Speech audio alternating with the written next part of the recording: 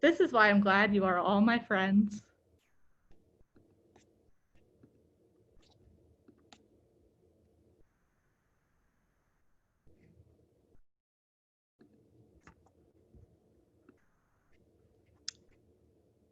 All right. There we go. It is now recording again. Okay, so this PD is designed for first grade teachers focusing on 3 elements of the math block: number talk, spiral review, and problem of the day.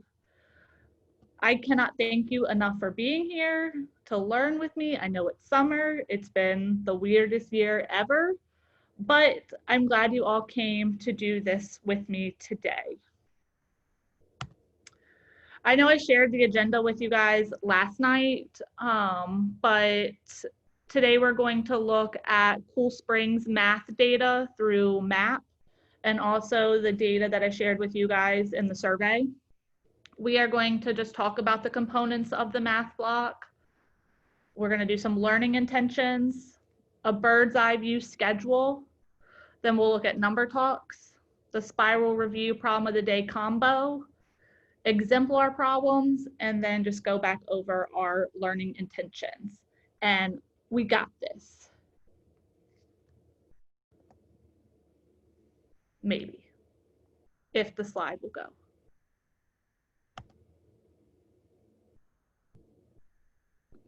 Oh, yep, okay, yep. Then it goes a bunch. All right, so the next 3 slides are kind of our why. It's gonna look at the data and personal thoughts of maybe why we can do things differently to hopefully make our lives easier. So to better understand our purpose, what we have here is our MAP math data from the winter, because it's our most current.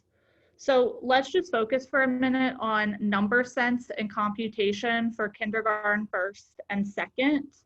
So I'm gonna say just take 1 minute, just kind of look it over and see what you find interesting, and then we can share. Sound good? Perfect, just take a minute.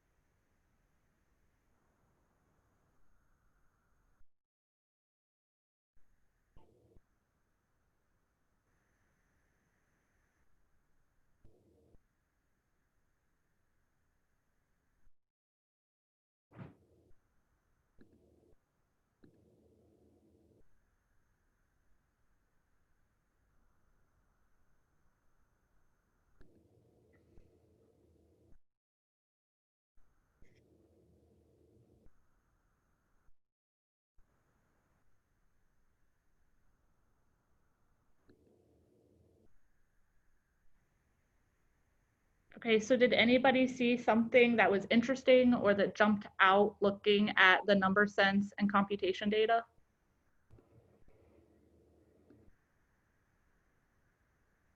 And don't forget you have to unmute.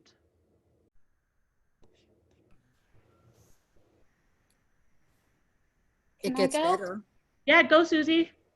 Well, one of the things I noticed is that the number sense, the blue is where you want to be, right? Right, the blue is like your high. Right. And as we were talking the other day, teaching second grade, I really noticed that there was a huge jump in understanding of number sense in second grade, which is what the data shows, which is why I found it very difficult to teach not problem of the day, number talks in first grade, because it looks, well, this data shows that kindergarten and first grade is where they're really trying to grasp what exactly is a number. And some of the number talks I felt were a little bit high because they didn't have that concept yet, and they didn't have the vocabulary needed in order to fully understand a number talk. Not saying that we don't do them, but maybe with that information, they are done so that we are really focusing on that. Does that make sense? Yeah, totally. I found it really interesting how much, just like you said, that number sense, if we're looking at just the blue, the high in kindergarten and first are very similar. But when we send them to second, there is huge growth there. So that's really awesome. Anybody else? I guess I'm going to defend the number talks in first and say that that's where they get that background and let them in a safe space explore that. And really just start hearing other people's thoughts. Yeah. Right. It really starts in first grade. Not that they don't do it in kindergarten, it's just, you know, a different comfort level. Right. Right. I noticed that there's not much of a difference in the red section of number and number sense between K and 1. So it almost feels like we're not really hitting those super low kids that have number and number sense problems or aren't seeing things the way we're hoping that they see it. Which is kind of unfortunate when I thought about it because, you know, our Title I math focuses just on, you know, number and number sense really. And that is our lowest population. So I would have thought there would have been more growth there, but. There's a nice, you know, it definitely gets smaller in second. I mean, they all do, but so maybe it is more of a developmental thing. All right, anybody else before I flip over? Because what I thought was really interesting, I guess, you know, we all talk as a grade level about, you know, what you're doing or what you're doing in math, but then to see everybody's survey results, I thought was really interesting. So I'll show you that. So this is just taken right from the Google survey. It's number talks, spiral review, and problem of the day. The blue, you said you were doing it daily. Red, a couple times a week. The orangish, occasionally, and green, rarely. So again, just take another minute and look over this, and then we'll talk about what we are doing.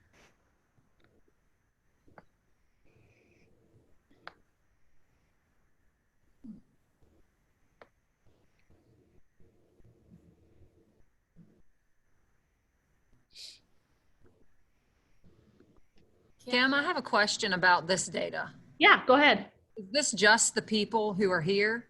Yes, it's just the people, and I think April did it, but she's not with us. But Right. everybody that was invited to this. Okay. Yep. Just curious.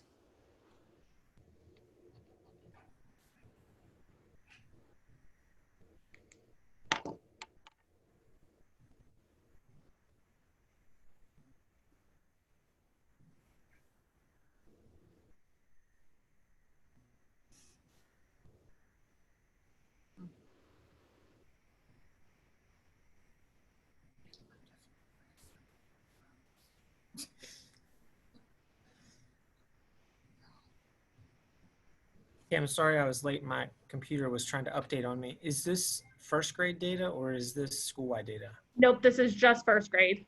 Gotcha. Okay, so did anybody find this interesting? Because I know that I did. I was surprised. Does anybody want to share their thoughts? Well, there's no consistency across the grade level. Yeah. Which we kind of knew, I mean, just through general conversation, but I think that this really showed us. I was shocked by spiral review. Was anybody else that was the most popular? It's the easiest. Yeah. Yeah, because Kathy was awesome and did it. I also think you get more bang for your buck there because brain research says that repetition is very, very important. And when I was doing spiral review, I would also incorporate number talks into that so that we could delve deeper into problems, especially if they had you know, concerns or it was difficult for them. Then we would take that time to go outside of that and give them more time to explain all the different ways that students answered it. And my kids look forward to spiral review. I mean, they really enjoyed it, and I gave them time in the morning and they worked together, and I didn't care if it was 2 people or 10 people working on a problem. That's where I felt like they learned from each other and got that vocabulary and that math concept. So I don't know, I loved spiral review. I think I that's a agree. good point, Susie, that kind of spiral review can actually encompass all 3 things. Not obviously not every day, but you can kind of work the number talks into the spiral review and Right. sometimes problem of the day. That's what I would do, is use some of those some of those, number talk questions. How did you get that answer? Explain how, can somebody show a different way? So that was my rationale. It did shock me And I that. guess it's different for me. I'm sorry. Go ahead, Bunny.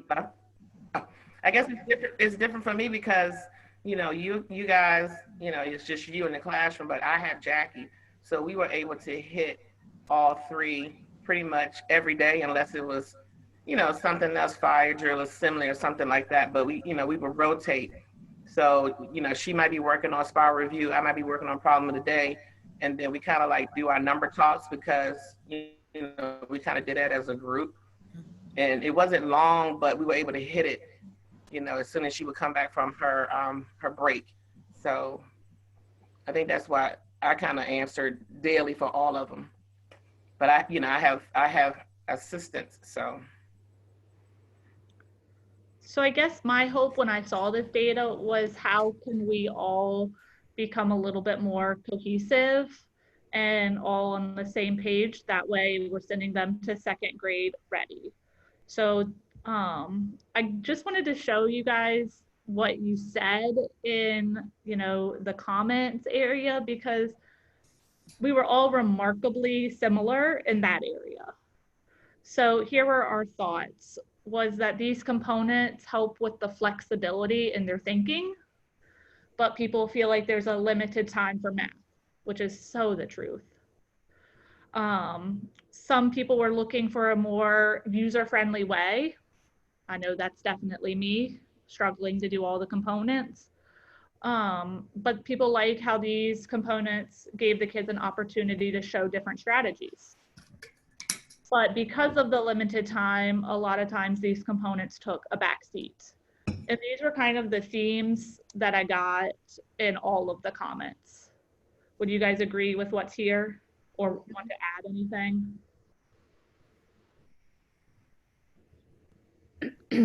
Well, can I try to make a connection?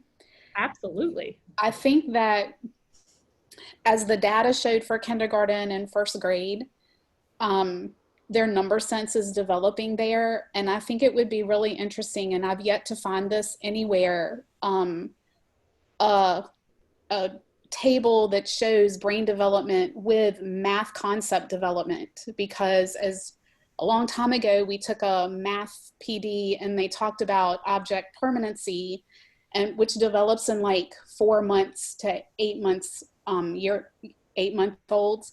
If they don't have that, then when they come to kindergarten, teaching them math concepts is going to be very difficult, because that has to be something that they know and understand before we can do anything. But we need to be able to know that. And there's nothing that I know of anyway that's in place right now to find out if that is something they've developed. And I'm curious, I really don't know. Are there other things that they need to know or need to have had experience with before we can teach them the math concepts that we're teaching? It's a really interesting thought that I don't know either, but it would be interesting to know what is, when you think about the brain, what is developmentally appropriate at each age. That's interesting. Does anybody know? No? All right, Susie, can we make that your job? Huh, sure. I'll keep looking, Kim. Thanks, I appreciate it. Okay, so before we jump into the components of today, if you guys will just take, I don't care if it's a scratch piece of paper or your phone or just in your brain, it really doesn't matter.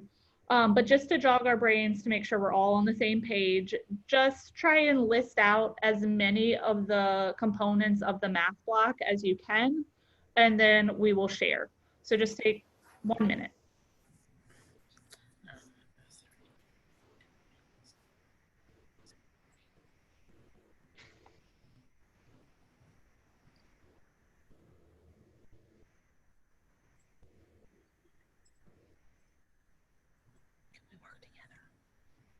No, Kathy, you can't work together.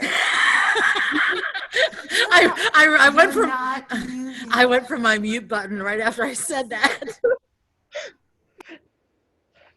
There's no collaboration.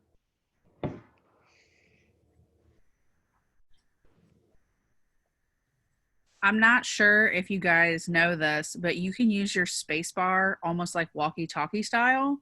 Like you can just hold the space bar down long enough to talk, and when you let it go, it will mute you automatically again. No way. Cool. Kathy needed that button.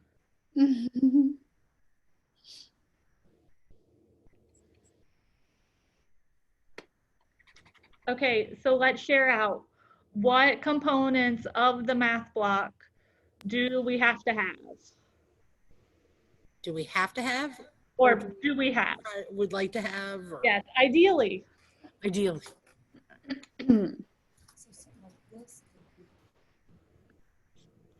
Calendar. Amanda has them because we wrote them Calendar. down. Yay. That should be like 10 minutes. Well, number talks, spiral review, problem of the day. Wow. Thanks, Tanza. Sorry. Mini Kind of lesson. obvious answer. Mini lesson, rotations, and then you're small supposed to do one like a back together at the end, the review. Like your closure. Yes, closure. Independent practice, which is part of that rotation. Mm-hmm. and small group. Yeah. So I'm feeling like a lot of people probably lump this into their small group, but remediation, most everybody does that during their rotations. Yes, no, or maybe? Yeah. I know I really struggle to get to the remediation part. That's the plan, but in all actuality, it's really difficult with, 24 kids rotating them and having it be fairly quiet, which really is not happening during math because of the games. And so the remediation is a challenge for me personally. I agree, because you're trying to get to whatever SOL, you're currently teaching, but you're also trying to go back to what they struggled with on the prior units on the post-test to work those skills in too. It's challenging. All right, so now, just as we know the entire math block is important, but we're just focusing on a little bit today. And just like with our students, we set goals. And, a good professional development should also have goals. So these are the learning intentions I hope we can achieve. I said that I hope we can use number talks daily to focus on number sense and computation. We can use spiral review to remediate concepts not yet mastered. And we can incorporate problem of the day with our SOL content and to enrich student learning. Does that sound good to everybody? Thumbs up? Good. All right, so you guys know me. I like a schedule. I like to know when we're supposed to do stuff and how. So I know I'm not the only one. So here's just a bird's eye view of what I'm going to talk about as far as how it goes for the days. And I know this year may look different. I get that, but this is just the goal. So every day, Monday through Friday, you would do a number talk. On Monday and Wednesday, you'll do a spiral review. And on Tuesday and Thursday, a problem of the day. And I will show you how the spiral review and problem of the day kind of go together in a minute.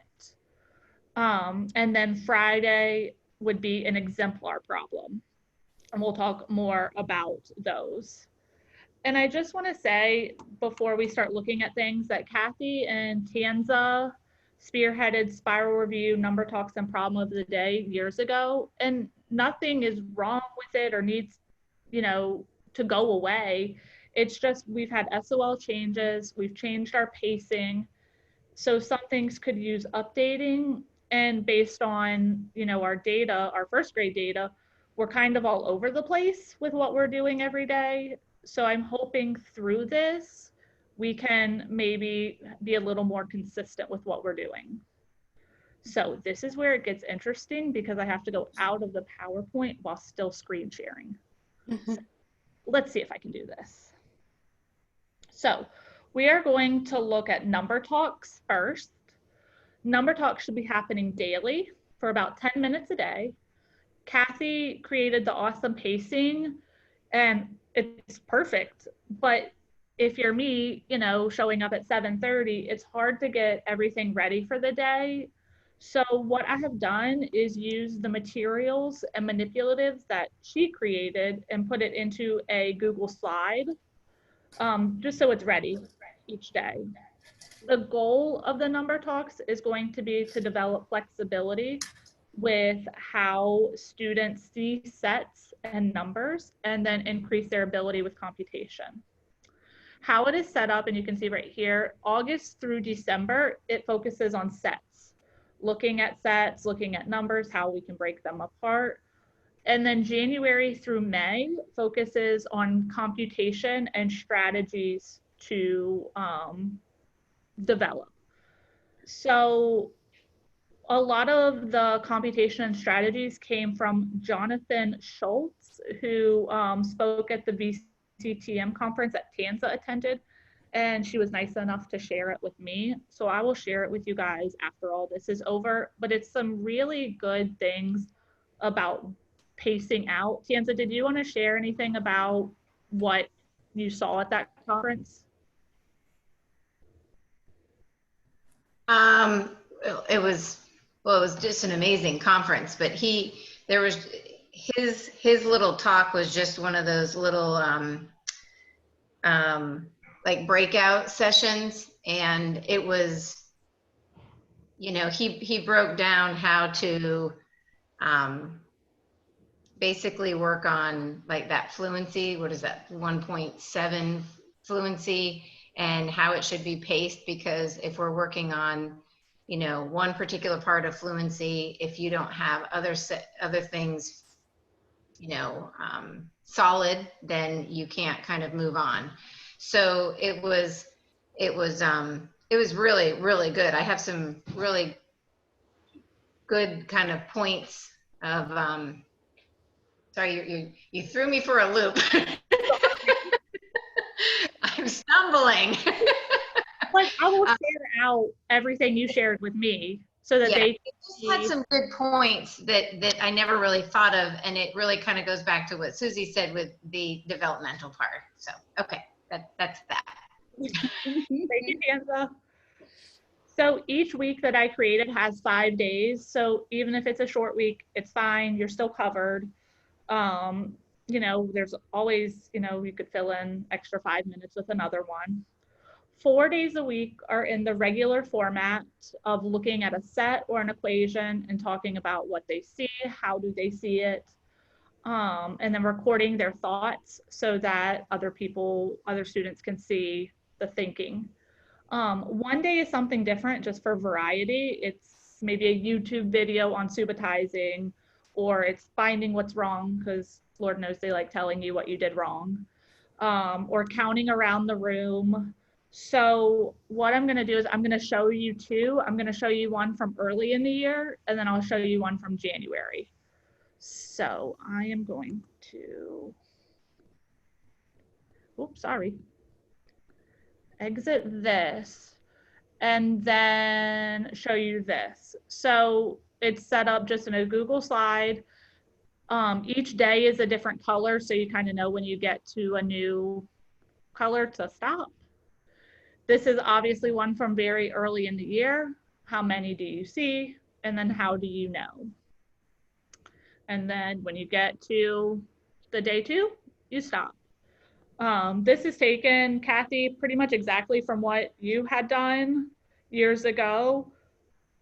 I just put it in here. This is one of the different things. So what does not belong? And I kind of set it up in 2 ways. You know, they could tell you that the red doesn't belong because the others are black. And that's an interesting thought. Somebody else isn't going to have seen it that way. But they could also tell you, you know, the one with 2 is wrong because the others have 3. Does that make sense? Mm-hmm. Just to look at some different thinking. But they go this way. Yeah. Oh. Which way they go. So I just thought that maybe it would be interesting to see what they say. One later in the year, in January, might look like this. This week was focusing on one more. So everything during the week is one more. So I kind of set it up so that they see a number sentence horizontally, a number sentence vertically, because that throws them for a loop at first. And then also seeing it pictorially. And it's set up exactly the same as the rest. And on this one, the day 5 is what's different. I tried to put it so it wasn't on the same day every week. And it's just a link to a subitizing video. And I tried to tie in the video to either, if it was like a holiday week, like Thanksgiving, it's Thanksgiving themed, or to the strategy. So this one is one more. Does this make sense to everybody? Mm-hmm. Do you want to give me some thoughts about what you think? Because it's not done, so we can always, you know, change it, make it different. What are your thoughts?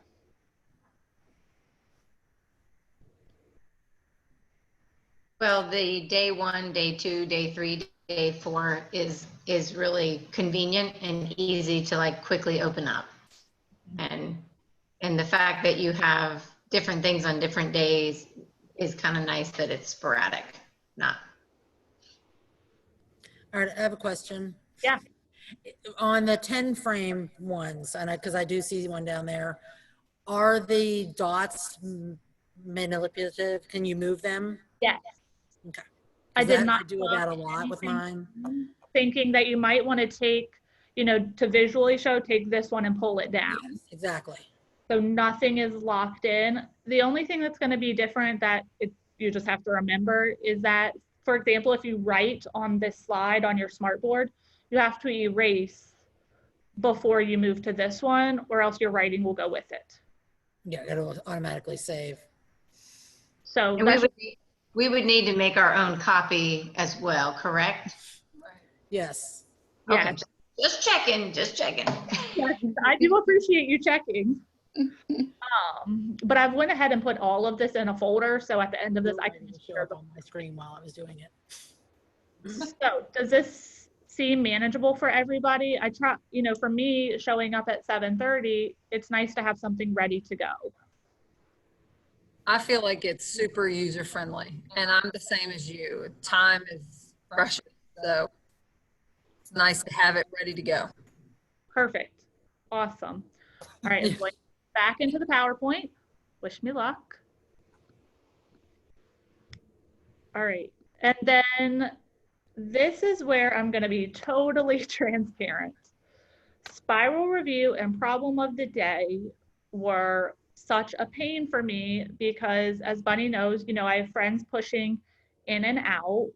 It took us just as long to get all the materials together and glued or cut or out as it did to do the lesson, and that drove me crazy.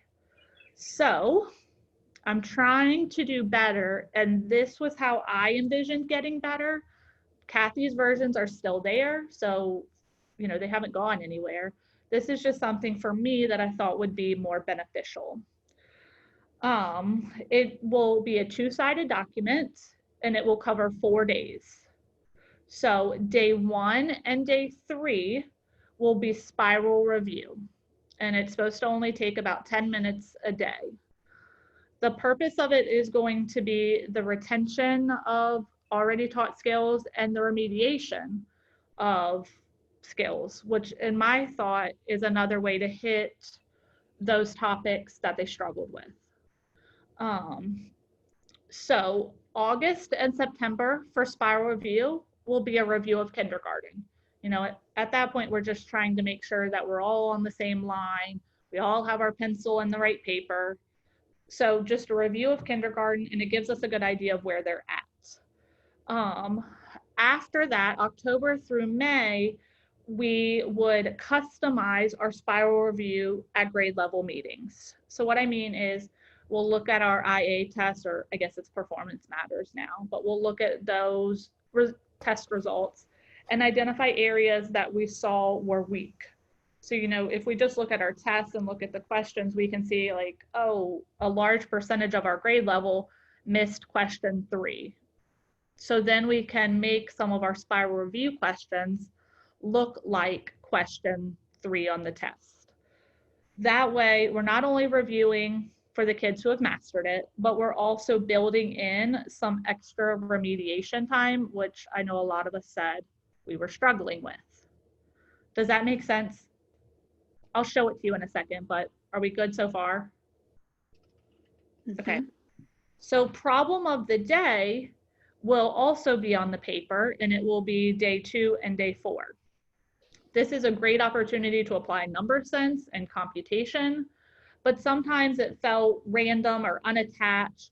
So August and September, again, will just be simple problems to build routines. You know, what do we expect when we sit down for problem of the day? You know, what components are you looking for? But then October through May, what about if we made the problems related to our current SOL content?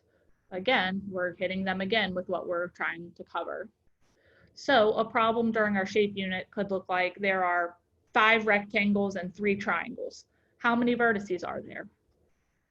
You know, it's a way to hit problem of the day. It's a way to hit the SOL content and kind of keep building on everything together.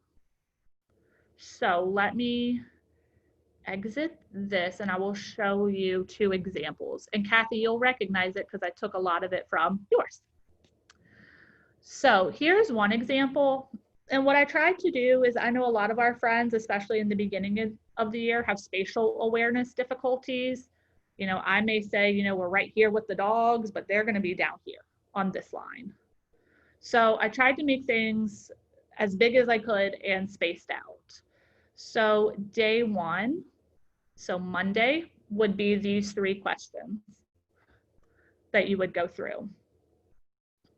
Day 2 would be a problem of the day, and the space is right here to solve it. Day 3 would be, again, another spiral review. And day 4 would be a problem of the day. And you could, you know, once they are rolling, you could take this day 4 as a grade. You know, I know some people grade their problem of the day. Well, here it is on the paper for you. Another example, oh, let me move this, is right here. It's in the same exact format with spacing to solve.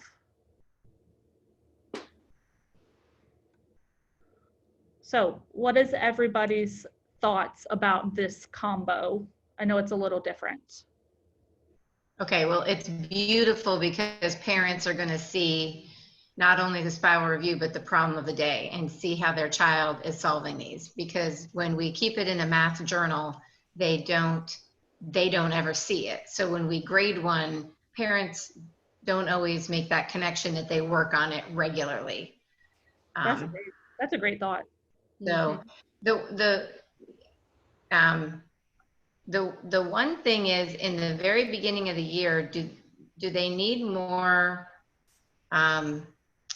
organizing to what is supposed to be on for a problem of the day, or is it better to leave it a blank slate and let them develop it the way that they should or do. I don't know. What do you guys think? I don't I know. would think at the beginning of the year, you would do it like you would do it anyways. Like the first couple of weeks, okay, first you're gonna do what? Draw 3 buses. So I would step them through it anyways. So it's Okay. just putting it in a different space. Okay. Kim, this is great. I love it. My hope is that it becomes a little more seamless, and for people like me who struggle to get to everything, it's all in one place, it's ready to go. That's my hope, because we all know that I'm not the best at that. All right, so now we're going to talk about the exemplars. And this is an area where I think a lot of us know we should be doing it, but it's one of those things that just kind of falls by the wayside because everything else in life hits you. So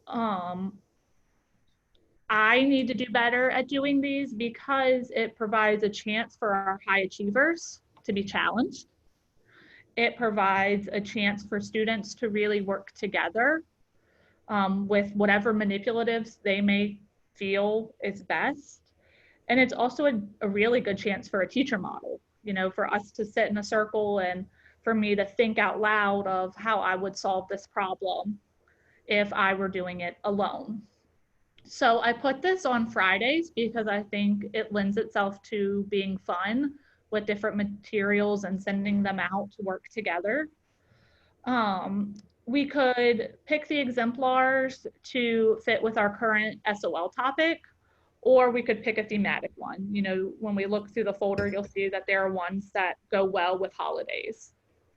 It doesn't matter, they're all really good opportunities.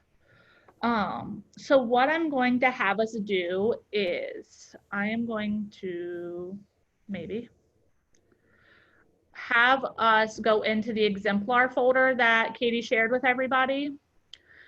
And once you are in there, I just want you, and you're going to be with a partner because I'm going to send you into a breakout room. You and whoever your partner ends up being to pick a problem and look through them because there's a ton of them and there's really good ones. But I'm going to challenge you to only look at the first page.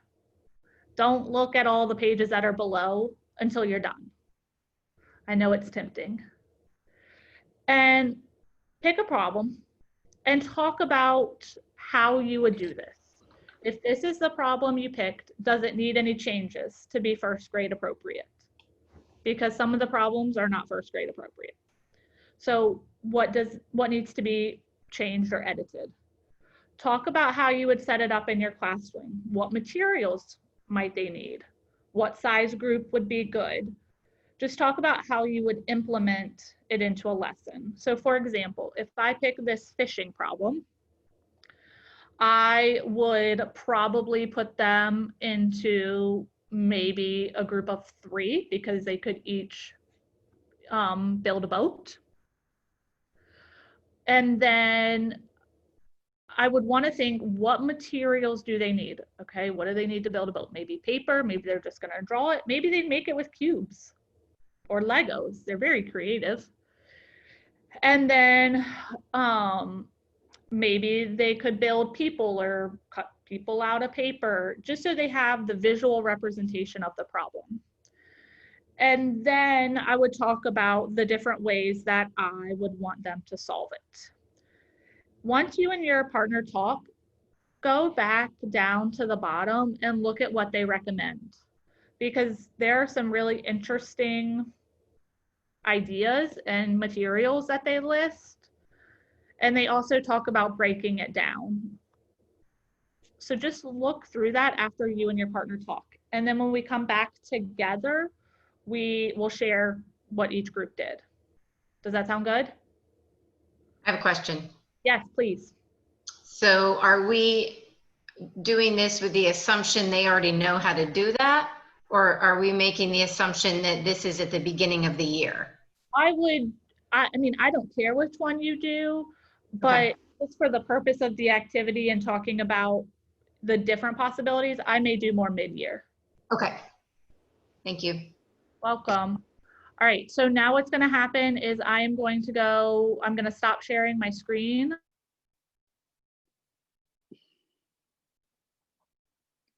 Rooms. Just like in the other conference, it'll pop up saying to join that breakout room. So we are going, all right, everybody ready? We will do maybe like 5 or 7 minutes. Sound good? Perfect.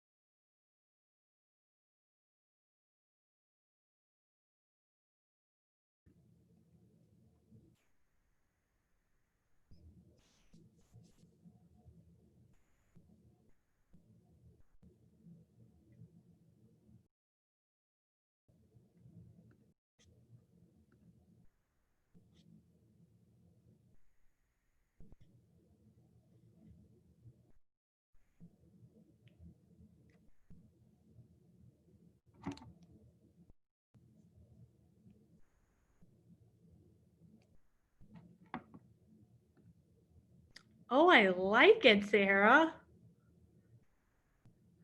Where are you? I'm at Hogwarts, obviously. That's what I was thinking, but you don't want to be wrong about that. Listen, I had a llama farm up the other day and it had a llama behind me but we were like in a professional meeting for Performance Matters and everyone was like, "Look, she's got llama ears." And I was like, "Let me just switch back to one of the other ones." Because they kept laughing at me every time I talked. How's the new tattoo feeling?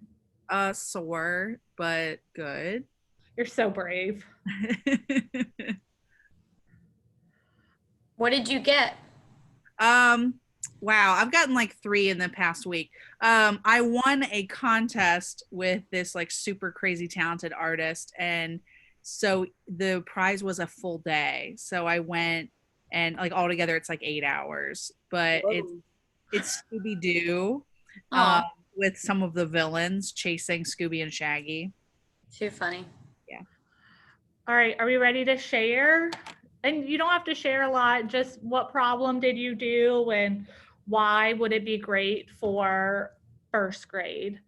Sarah, do you want to start with your partner? Tiffany was my partner, and we did the task 7 seats and tables.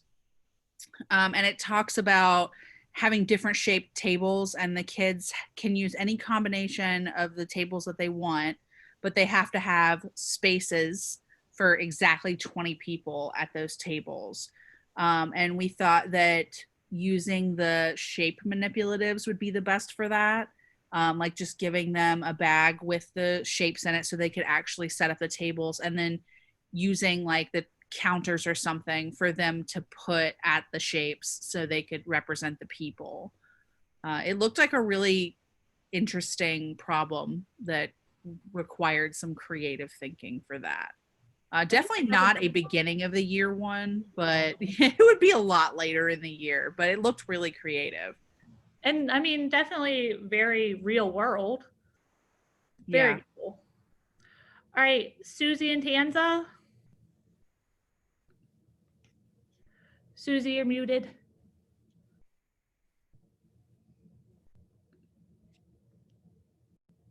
There we go. Okay, we did the canoe trip, and we thought a group of 3 would be the best to do that. It was open-ended because it asked to envision a large Native American family, but it didn't say exactly how many people were in the family, so they would have to use some skills there to determine how big their family was. They have to go back and forth in the canoe to take supplies and food, so they would need to figure out like how much would fit in the canoe and realize that one person always stays in the canoe, and they have to determine how many trips back and forth they have to make to get everybody across. So we thought it would be good to do it during the Native American unit and maybe even personalize it a little bit more and add details like name the river or name the tribe that is crossing. And we felt that the wrap up of that one would be very important. Very cool. The other thing is that we could change it to have, there were some alternate ways of doing it where with the younger kids, you put a number in the family. So 8 members of the family, and that you could just create about 3 different versions of this question and use it as a differentiation for an exemplar. So if you have a higher group, they would have large family, whereas a middle or lower group might have 8 members of the family. So a little more information was given to those groups that needed more concrete. Uh-oh, I think we lost Tanza. I love how it's thematic, you know? Mm-hmm. The kids will really get into that. That's cool. All right, Bonnie. Okay, so we picked the cake, deluxe cake one, because I like cake. And of course, we kind of we usually with our problem today, we will always like have a picture already pre-made and always, already have materials and stuff ready. So, we were thinking process, have it already pre-made, like a 12 layered cake type thing, because it was talking about 12 different flavors. And then we were thinking about like cutting different colors of construction paper, because you had carrot, yellow, and chocolate. And because it said it could be any amount, like it didn't have to be equal amounts, but you did know that there were 4 chocolate flavors. So the rest was up to us. So that was a good like discussion, because nobody's cake can be the same. You don't have to be the same. And we use construction paper because if they colored it, then it's hard to kind of erase that and change it. But if you use construction paper, you can interchange everything, switch it out, and then share. So that's one way of sharing, communicating, changing. And then I was saying with my clientele this year, I had one student going past 5 was difficult. So if like for your higher kids, yes, you can go to 12. But for my kids that kind of struggled, maybe start at 5, start where they're struggling. And then so they can manipulate and show the different ways they can make that 5 layer, and then eventually build and build and build. So it was a good question for a lot of sharing and discussion and seeing the difference in hands-on manipulating and colors. So I like that. That was a lot in that one question. Something else we added to it was like at the bottom of the document where they had some of the other examples, like you could see where they had coded with different patterns. So like an extension for some higher level thinking for students that are a little more advanced, they could utilize that as a step. Or we also talked about if you need something that's more tactile and more 3-dimensional than just construction paper, you could use like the little cubes or the little bears with different colors. So that way you're incorporating both the tactile touching aspect of it, but then have different colors so they can still move those pieces around and kind of make up the cake in the different compositions in ways that they could, and then discuss it between the different groups. And who doesn't love cake? I mean, that would have all their attention. All right, Amanda and Kathy.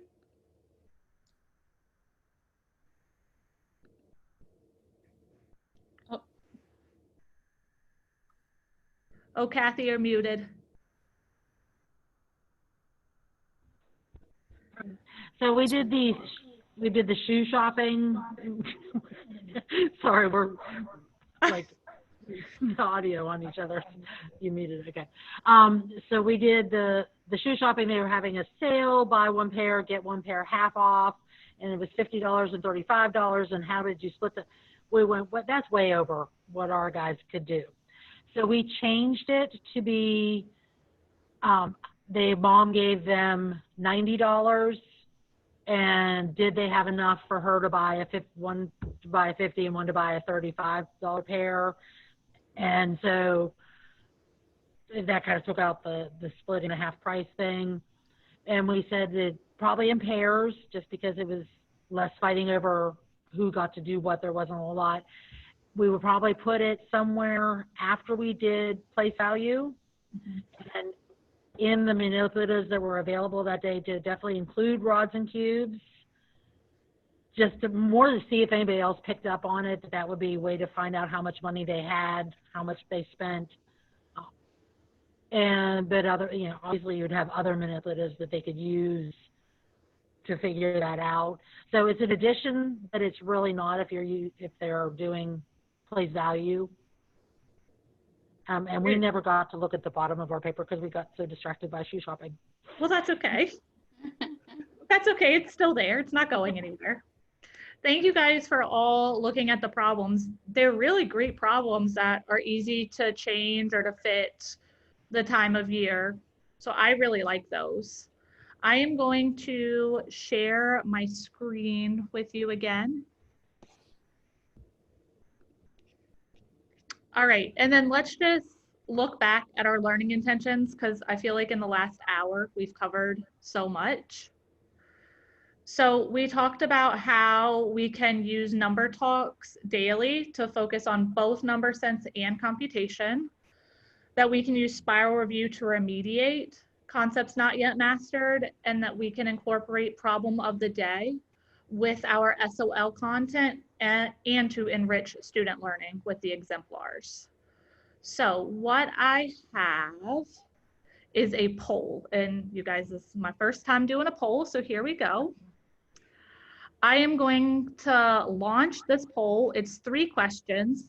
Just read through them and click your answer, and then I'll share the results. Let's see how we did today.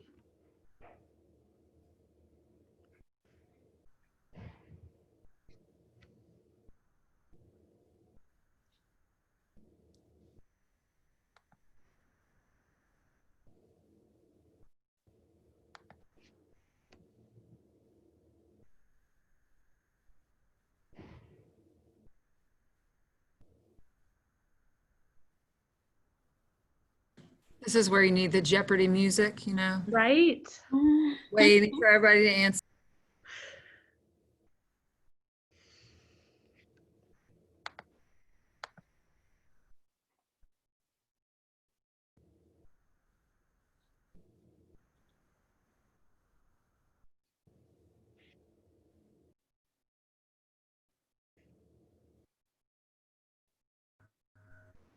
While we're waiting, Sarah, I love the.